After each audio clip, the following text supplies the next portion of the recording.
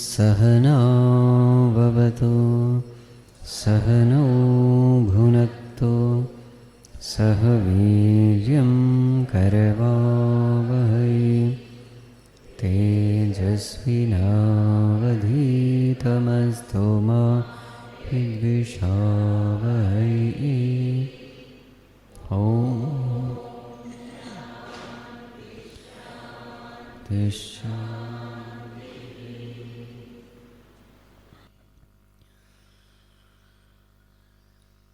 Sadashivasamarambham Shankaracharya madhyamam Asmadacharya paryanta Vande Guru Paramparam Shruti Smriti Purananam Alayam Karunalayam Namami Bhagavad Padam Shankaram Lokashankaram Shankaram Shankaracharyam Keshavam Badarayanam Sutra Bhashya Krutau Vande Bhagavantau Punah Punah Samasta Jana Kalyani Niratam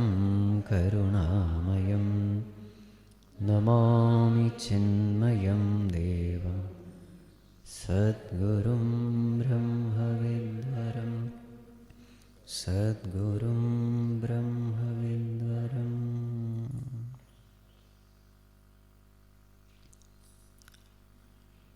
So, as a part of preparing for the highest meditation, we have to prepare the different layers of our personality. Annamaya kosha, pranamaya kosha, manomaya kosha, vijnanamaya kosha. Preparation is based on ānandamaya kosha.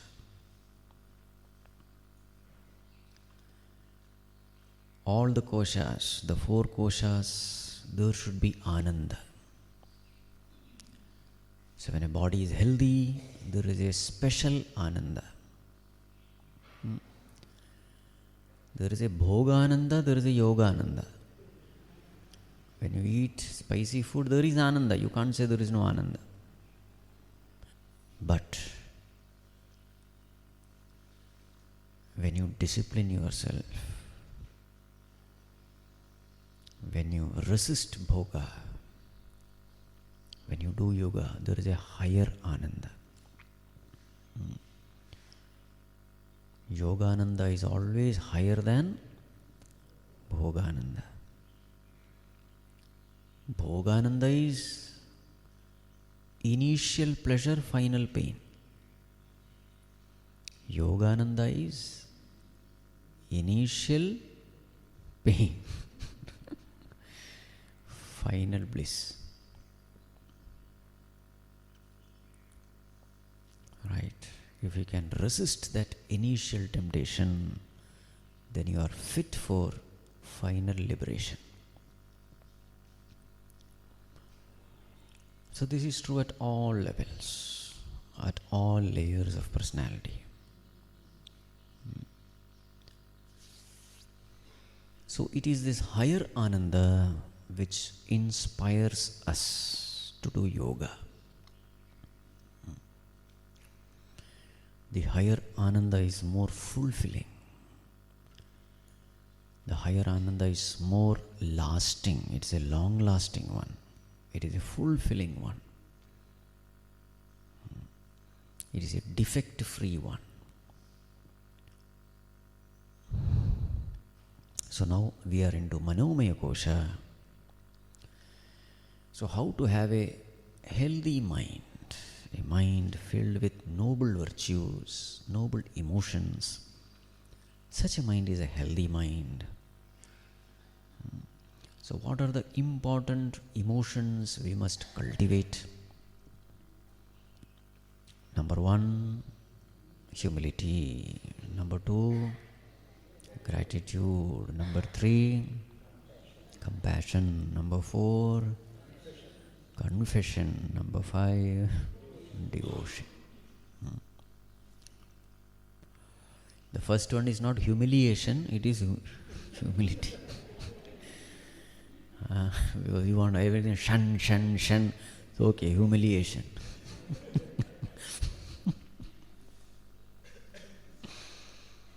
Second one, gratification. No, the meaning will totally change. Okay. Instead of confession, confusion. Humiliation, gratification, confusion. That will be the end of meditation.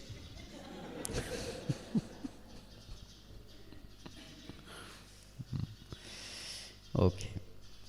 So we were discussing humility. So how to become humble? To become humble, you don't have to study any scriptures. You have to just pay attention to the realities of life. That's all what is necessary. The Lord, out of His infinite compassion, has made the world in such a way that any open-minded person who has an open-mindedness to understand the reality, it is very clear. What is clear? I am nothing. I know nothing. I have nothing. I can do nothing. Bas. And if you can practice this one virtue, you will be free from all kinds of mental agitations, depressions, worries, anxieties, because they are all born out of this one evil called ego. That's why Bhagavan Shankaracharya says, nalini dala-gata jalamati taralam tattvajjivitamati chapalam vidhi vyadhyabhimāna grastam lokam shokahatam cha samastam. Bhagavan says, look at this. Our existence is like the droplet playing upon the lotus petal, so fickle, so uncertain. This is our life. And then, even though that is the case, we are full of ego, abhimāna grastam. On one side is this body, which is so limited, so imperfect, full of disease, roga mandiram.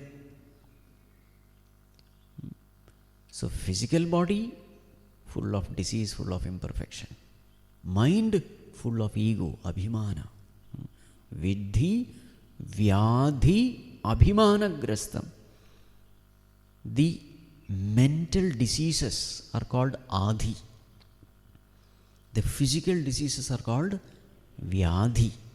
So here Bhagavan Shankaracharya, instead of using ādhi, uses the term abhimāna. Means what? All mind-related diseases are born out of abhimāna, ego. You see? So therefore, what is the corollary? If you can get rid of abhimāna, you can get rid of all these mental diseases. Be humble. Be simple. In fact, that is the proof of spiritual progress also. You become very humble person. Please understand, humility is very different from inferiority complex. Both appear to be very same. Both appear to be similar. But there is a huge difference. Inferiority complex is a vice. Humility is a virtue. External appearance appear to be the same. Inferiority complex person also says, I am a nobody. The humble person also says, I am a nobody. Their body language also may appear to be same, but there is a huge difference. What is the difference? A person with inferiority complex is unhappy. A person with inferiority says, I am a nobody, but there are so many people in the society who are somebodies. Today I am a nobody. I am not happy with this state. Tomorrow I should become a somebody. So therefore there is always this sense of unfulfillment, sense of dissatisfaction. It is misery. But what about a humble person? He says, I am a nobody and everybody is also a nobody. Because these four are applicable to everyone. Right? And nobody can become a somebody. I am a nobody, everybody is a nobody, and nobody can become a somebody, because everything has come from the Lord alone. All virtues belong to the Lord alone. Every goodness that is seen in everyone, anything great, anything glamorous, anything worth appreciating, the source is only one, it is the Lord. So therefore a humble person is able to appreciate the goodness in everyone. He is able to appreciate the talents and abilities in everyone. Why? He is not seeing the person there, he is seeing the expression of the divine through that person. Yadyat vibhutimat sarvam srimad urjidamevava tattadevavagachatvam mama tejomsya sambhavam. 10th chapter Bhagavan says, wherever you see something great, glamorous, glorious, beautiful, powerful, understand I am there. It is my expression. It doesn't belong to that person, that thing, being or situation. It belongs to me. This is how you develop devotion for God. You are not stuck with the person. What happens when you forget God? That's called as a materialistic vision, worldly vision. What is worldly vision? You forget the Lord, you forget the Creator, you get stuck in the creation. The one who is the source, you forget. You are seeing some ability and talent in a person, you get stuck with the person, thinking that this ability belongs to the person. Then what happens? Since this relationship is based on falsehood, you love someone because that person has certain virtues, maybe the physical beauty or maybe whatever, talents, ability, you get attached to that person. Since this relationship is based on falsehood, that relationship someday or the other has to deteriorate. It has to happen because the relationship is based on falsehood. The humble person is a nobody. He sees everything as a glory of the Lord. This humility should not be mistaken with inferiority complex. An inferiority complexed person is a hollow person. He is empty within. He is trying to fill his inner emptiness by outer gluttony, which is not going to happen. The begging bowl has infinite depth. It can never be fulfilled. The begging bowl can never be filled with worldly stuff. Right. In the same way, self-respect should not be misunderstood by ego. They are two different things. Ego is a vice, self-respect is a virtue. What is self-respect? Respecting the self. There should be respect for myself. Where does this respect for myself come from? It comes from the reality that Lord Himself is residing in my heart. I am maybe a useless person, so what? But the one who is ruling this body, the one who is the Lord of this BMI, he is the Lord of the universe. So therefore, this BMI is respect worthy. This is called as self-respect. It is not superiority complex. Why it is not superiority complex? No, both appear to be same, you see. In superiority complex, I feel that I am superior, but others are inferior. There is a joy in that superiority complex. That joy is an egoistic joy. I am superior, but others are inferior. What about self-respect? I respect myself, I respect others also, because the same Lord is there in others. So you have to be very careful. Sometimes superiority complex is misunderstood as self-respect. Inferiority complex is misunderstood as humility. So be humble. A person who is humble, he is free from so many miseries of life. The miseries cannot touch him. It is something like, when the floods come, the small grass, the water flows by. Nothing happens to that grass, it just bends. Whereas the flood uproots the huge trees and it goes, The huge trees are washed away, the small little grass, they are still there. You see under the water, etc. Very interesting. Exactly what happens in this world when you are humble, simple. Many problems, you don't even know that there is a problem. The other fellow is saying, oh, it is such a big problem. You say, where? Where?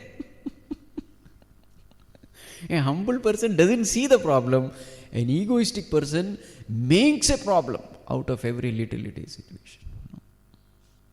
Every situation is a calamity, it is a crisis for an egoistic person. Ma kuru dhana jana yavvana garvam harati nimeshat kala sarvam. Never be arrogant. Dhana jana yavvana. The Lord doesn't need even 1 second to crush it. It belongs to Him. He has the right to take away from us everything. So always be humble. And remember one thing. If you are egoistic, the world is designed to crush that ego. It is designed. This world is an ICU. What is ICU? Intensive care unit. Intensively, each and every one of us, we are taken care. Every one of us, we are so intensely taken care as though we are the only child of the Lord. So intensely we are taken care. So that is true. ICU. Intensive care unit. There is another meaning of ICU. What is that? Ego crushing unit. I means ego. That machine, it has big monstrous teeth and it keeps rotating. Whatever you put in it, it gets crushed. And below, you can find it in powder, pieces. The world is like that. Whoever you are, if you try to preserve your ego, you will be a failure. The world is designed to crush it. So what is the best way? If I take the initiative to crush my own ego, then Mother Nature will be helpful. But if I resist getting crushed, then the Mother Nature can be cruel. So it is best we only take the initiative. Then life is very easy. Very easy. Right. Humility. The next one is gratitude. Being grateful. O Lord, I am nothing, but by your grace I am something. That is called gratitude. Whatever I am, it is all because of you. Bhagavan, I know nothing, but by your grace I know something. By your grace I can do something. By your grace. Gratitude. The world is designed in such a way that we are made to depend on everyone and everything. Directly or indirectly, we are dependent on the entire cosmos. Dependent on every thing, being and situation. So consciously be aware of this dependence. Nobody is independent. We are dependent. So when we are dependent, there is a reality that we are dependent. So when we consciously become aware of this dependence, it should emerge as a virtue of gratitude. Right? So how to express gratitude? So we have in our scriptures pañcha mahāyajñas. Brahma yajña, Deva yajña, Pitru yajña, then Nr yajña, and then Bhūta yajña. Pañcha mahāyajñas. Brahma yajña, Deva yajña, then Pitru yajña, Nr yajña, Bhūta yajña. We should be grateful to them. So first one is Brahma yajña. What is Brahma yajña? Brahma means Vedas. So being grateful to the sources of knowledge, being grateful to our teachers, our gurus, being grateful to Guru Parampara, who have given us this great knowledge of how to live in this complex world with the complex instruments of body, mind, intellect. Knowledge is the most important thing in this world. Because everything in our life depends on knowledge. Everything. What I get depends on what I do. What I do depends on what I see. What I see depends on what I know. What I know depends on what I am taught. Is a law. So what I get depends on my knowledge. What happens to me depends on my knowledge. If there is right knowledge, everything right will happen. If there is wrong knowledge, everything inauspicious will happen. If you want to know the glory of knowledge, you must see the suffering of the people who are devoid of knowledge. Look around in this world. In how many ways people are suffering? In different ways. What is lacking in them? The one thing which is lacking is knowledge. Right knowledge. Moghasha, mogha karmanah, mogha jnana vichetasah, rakshasim asurim chaiva, prakritim mohinim shritaha. Wrong knowledge will create wrong desires. Wrong desires, wrong expectations will create wrong actions. And wrong actions will in turn bring in wrong results. So the most important thing is right knowledge.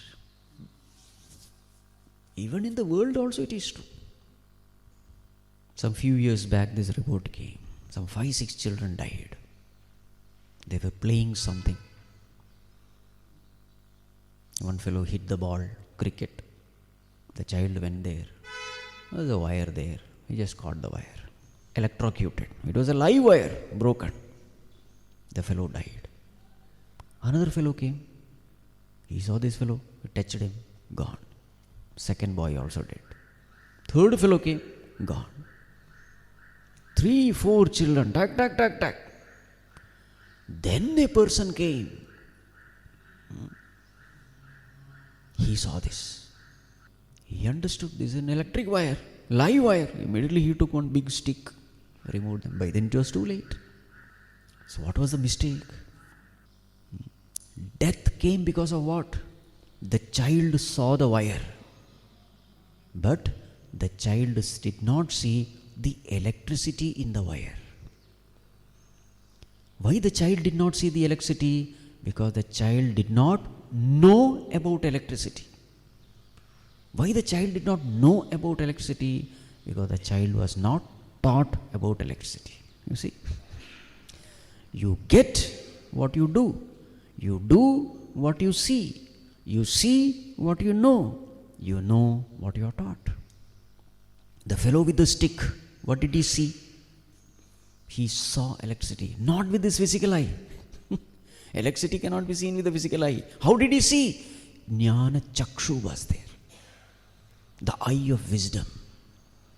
With the eye of wisdom, he saw something which the physical eyes cannot see, which the physical eyes cannot show. And he got the remedy. In the same way, we are all seeing this world. The physical eye is showing a particular world. But remember, this is not the world.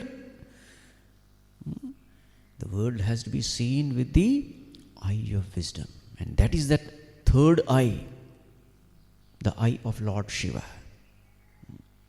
The auspicious eye. The eyes which show the truth. Seeing is the most important thing. Doing comes later. Without seeing, if you do, you will end up in tragedy. See and then do. See and then walk the path. So Brahma Yajña means expressing our gratitude to the teachers who have been guiding us. Misguidance is in plenty in the world. Just take one small example. What is this body? A physics professor will say it is full of electrons, protons, neutrons. A chemistry professor will say it is full of calcium, phosphorus. They may be right at a particular level. We are not saying they are wrong. But from the highest standpoint, it's a misguidance. What will a Vedantic teacher say? What is this physical body? What will he say? Panchīkrita pañcha mahābhūtaihi kritam satkarmajanyam sukha dukkhādi bhoga ayatanam asti jayate vardhate viparinamate apakshiyate vinashyati iti shat vikaravat. Isn't it? See? What a beautiful guidance. My dear, this body is a product of karma phala. This body has come from your past actions, satkarmajanyam. This body has been born to fulfill a particular desire. This BMI has come to exhaust the vasanas through the means of OET. You are not this body. You are that the consciousness.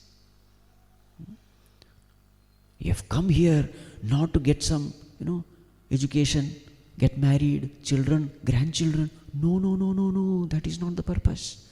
You have come here to go back to your source, the source of bliss, the source of eternity. Allide nammane, illige Summane. Who tells you this? Not say physics professor, biology professor. You see? And when this vision is given to us, this knowledge, suddenly there is a higher purpose for life. Otherwise, what is purpose? There is no purpose. Children, grandchildren, great-grandchildren, marriage of the great-grandchildren, thread ceremony of the great-great-grandchildren, and then desiring the marriage of the great-great-grandchildren. Swamiji bless me that I'll get an opportunity to see the marriage of my great-great-great-great-grandchildren. There is no end to desire. All these ajjis, etc., this is what they say. Swamiji bless me. What? Long life. For what? No higher purpose in life. Vriddhastava chinta asakta. But when a guru comes into a life, suddenly the life is changed. Because he transforms your vision. He elevates your vision. He gives a higher purpose for your life. Suddenly the human birth becomes divine. It becomes a divine opportunity for you to elevate yourself to the state of godhood. So to such a Guru Parampara who has taught me how to live, who have taught me how to spend my time in the best possible way, ajñāna timirandhasya jnānāñjana shalakaya chakshuhu unmīlitam yena tasmai Shri Gurave Namaha. My prostrations unto that teacher who has treated me of this, what do you call that? Cataract, and who has given me this vision. To him my prostrations. So this is Brahma Yajña. Being grateful to that teacher, to that parampara of teachers. Right. We are all into this Chinmaya mission now. We should be grateful to Puja Gurudev Swami Chinmayananda. He got this knowledge from his teacher, Taponji Maharaj. He got it from the Himalayas. He did not stay there. He could have stayed there. I got knowledge. Now why should I bother about others? He could have stayed there. But no, this has to be given. Because people are suffering. How can I have happiness when I see people suffering? The Lord has given me this ability to remove the suffering of someone, and I remaining quiet, not doing anything. That is not fair. Just like Ganga is born in Himalayas, but it flows down for the welfare of others.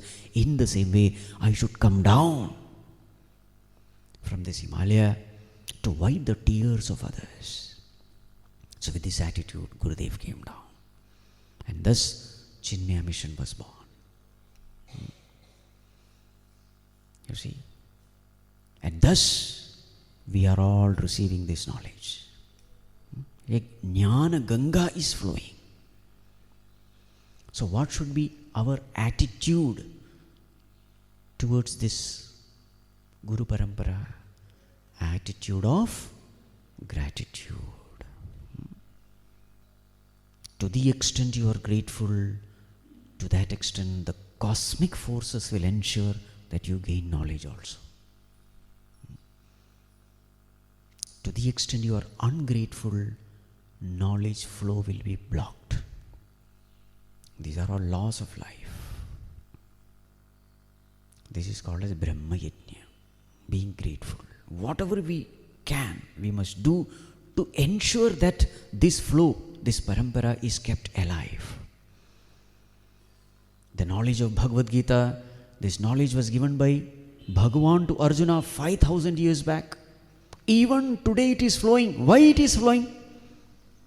It is flowing because generations after generation they have been passing on this knowledge. And today we have it. So what should we do? We should ensure that this knowledge is available for the future generation also. So we must keep this tradition alive. This is our Guru Dakshina. Gain the knowledge, benefit from it, become a better person, become a happy person, fulfilled person, and pass on this knowledge. You yourself should become a role model, an embodiment of this knowledge. And then may through your life many gain inspiration to gain this knowledge. This is the greatest Guru Dakshina you can give. Guru Dakshina is not putting some money. No. Guru Dakshina is transformation in oneself and inspiration for others. This is Guru Dakshina. Your transformation becomes an inspiration for millions to become like you. This is Guru Dakshina. So this is Brahma Yajña. What is the next one? Actually, this is the main one. Second one, they are all. Deva Yajña. What is Deva Yajña? So in today's context, Devatas can be taken as, Mother Nature, the world, the environment. So worship this Mother Nature because we are surviving because of it. Surya Devata, Chandra Devata. In our Vedic tradition, they were all called Devatas. In today's modern times, you have to say Mother Nature. So Deva Yajña. Be grateful to this cosmos, to this universe, to this nature. Don't pollute it. Keep it clean. Keep it healthy. This world is able to sustain life. We should not live in such a way that Mother Nature is incapable of sustaining life further. That we should not do. No, don't pollute. That life-sustaining ability should be kept intact. If this much you do, that is a great thing. Be grateful to Mother Nature and keep it pure as an expression of gratitude. Just imagine, Satyuga, Treta Yuga, Dwapara, all these yugas, nothing happened to Mother Nature. The moment Kali Yuga started, and that in the last 50 years, can you imagine? 5,000 years and more, nothing has happened. You can imagine the amount of selfishness that has crept in. What is the cause? The cause is we ignored Brahma Yajña.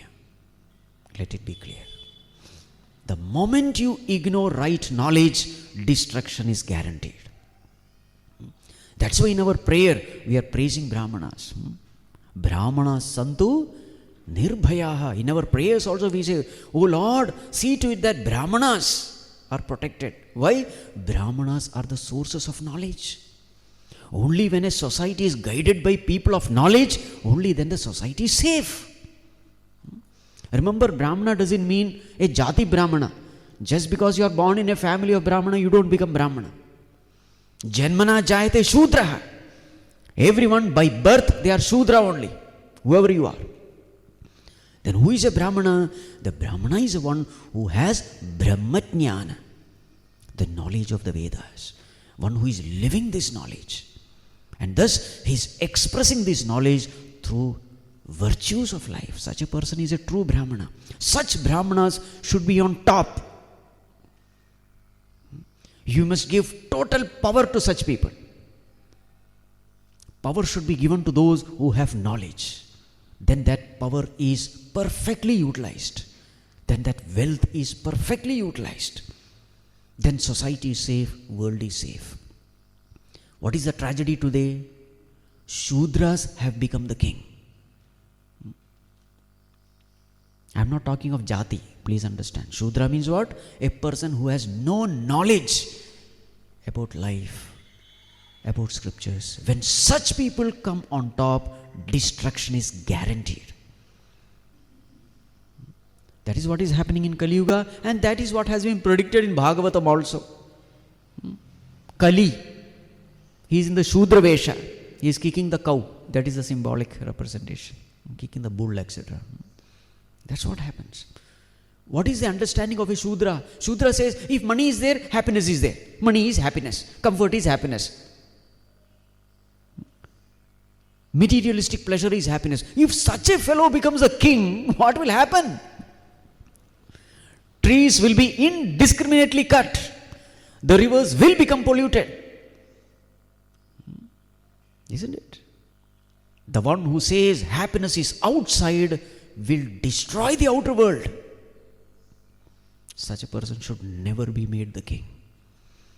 And that is why in the Vedic times, democracy was never there. Voting system was never there. Why? Because in the society, majority are tamasic people. The next is rajasic people. Sattvic people are in minority. So if you go for voting system, who will win? tamasic people, who are ignorant people, they will vote an ignorant person on top. So this voting system was never there. You understand what I am saying? Democracy is a faulty system, because you are giving power to the tamasic fellow, because they are in majority. The world has to collapse.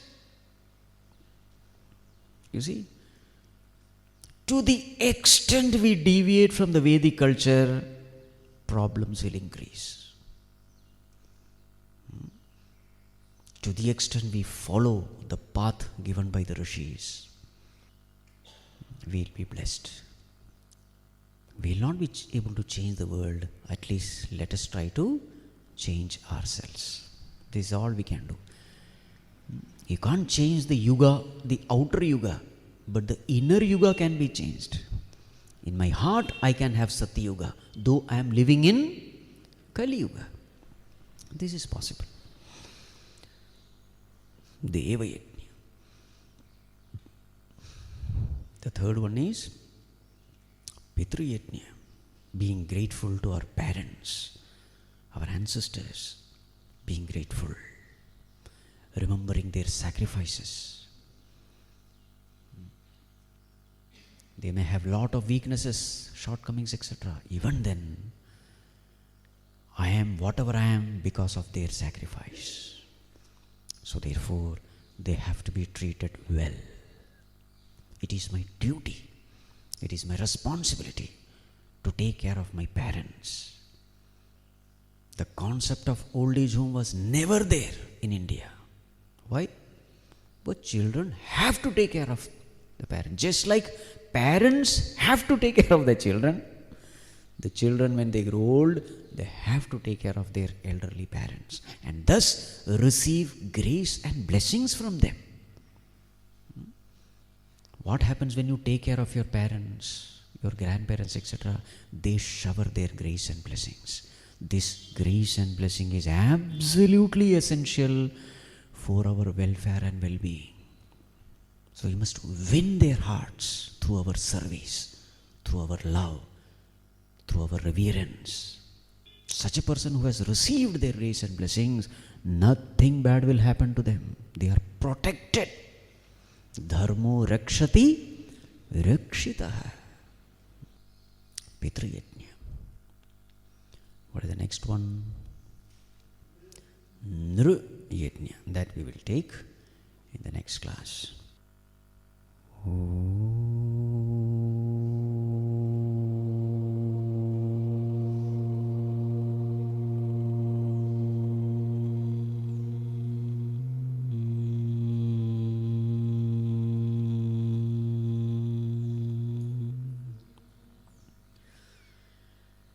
Sarve bhavantu sukhinah, sarve santu niramayah, sarve bhadrani pashyantu, ma kaschid dukkha bhag bhave.